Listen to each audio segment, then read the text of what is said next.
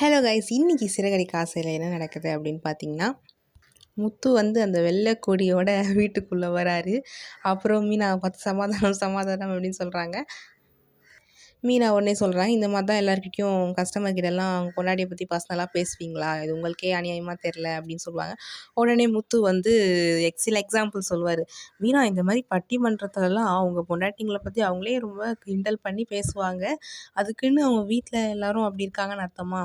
அறந்தாங்கி நிஷா கூட அவங்க ஹஸ்பண்டை பற்றி கிண்டல் பண்ணி பேசுவாங்க. அதெல்லாம் ஒரு ஜாலிக்கு மீனா அப்படின்னு சொல்லுவாங்க. ஸோ நான் இந்த மாதிரி என் கஸ்டமர்கிட்ட ஜாலியாக பேசினா தான் அவங்களுக்கும் கொஞ்சம் நல்லாயிருக்கும்.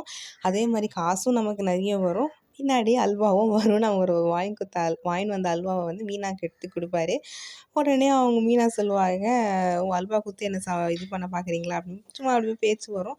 உடனே சரி முதல்ல நீ இந்த அல்வாவை சாப்பிடு அப்படின்னு சொல்லும்போது மீனா சரி நம்ம ரூமில் போய் சாப்பிட்லாம். உடனே முத்து, நம்ம தான் இன்னும் ரூம் தான் கட்டலையே, இங்கே இந்த கொசு வலைலாம் போட்டு ரெடி பண்ணி வச்சுட்டிங்களா, அந்த ரூமை சொன்னேன்.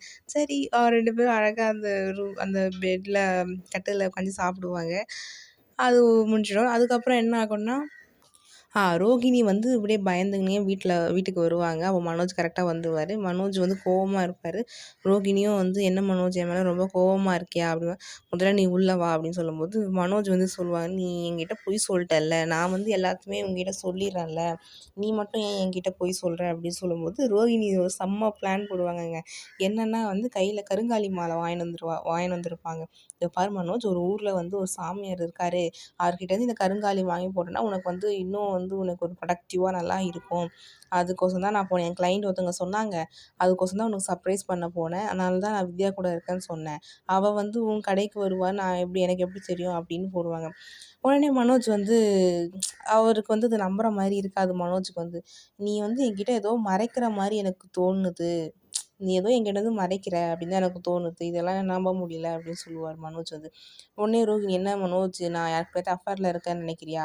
அதெல்லாம் இல்லை ரோகிணி, ஏதோ நீ என்கிட்ட மறைக்கிற அப்படி. உடனே ரோகிணி வந்து ட்ராமாவை அழ ஆரம்பிச்சிருவாங்க, கத்த ஆரம்பிச்சிருவாங்க. உடனே வந்து ரோஹி, நீ வந்து நான் அந்த சாமியாருக்கே நான் ஃபோன் பண்ணி தரேன், நீ பேசு, அப்போ தான் நம்ம. உடனே வித்யாவுக்கு அவங்க கால் பண்ணி சாமி அப்படின்னு பேசிகிட்டு இருப்பாங்க. உடனே மனோஜ், இந்த மனோஜ் எடுத்து பேசு, சாமி தான் பேசுகிறாங்க. உடனே மனோஜ் வந்து அதெல்லாம் வேணாம், நீ இவ்வளோ சொல்கிறல நம்புறேன்னு சொல்லுவாங்க. நம்மளோட மைண்ட் செட், மனோஜ் நீ இந்த ஃபோனை மட்டும் வாங்கி பேசியிருந்தா எல்லாம் முடிஞ்சிருக்கு மேடம். சரி, ஓகே. ஸோ ரோஹிணி வந்து மனோஜை வந்து சமாதானம் படுத்திடுவாங்க. ஸோ சூப்பராக அவங்க மனோஜ் வழியிலே போயிட்டு சூப்பராக சமாதானம் படுத்திடுவாங்க.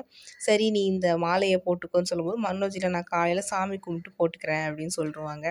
ஸோ இந்த கதையும் இப்போ வந்து சமாதானம் ஆயிடுச்சு, அவ்வளோதான்.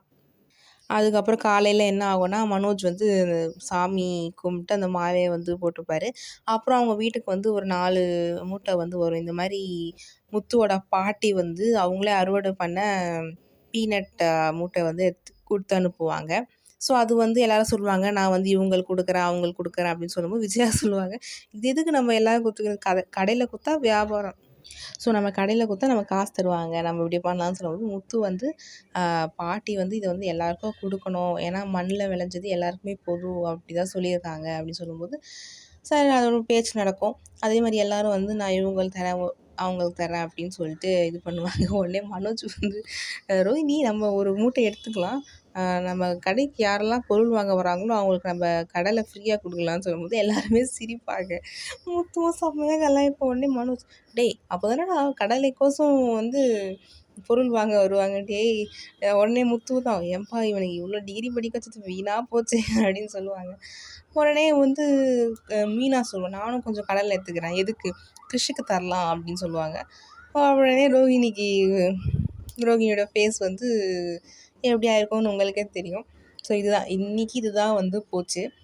So okay guys, let's see, உங்கள் கருத்துக்களை கமெண்ட் செக்ஷனில் சொல்லுங்கள்.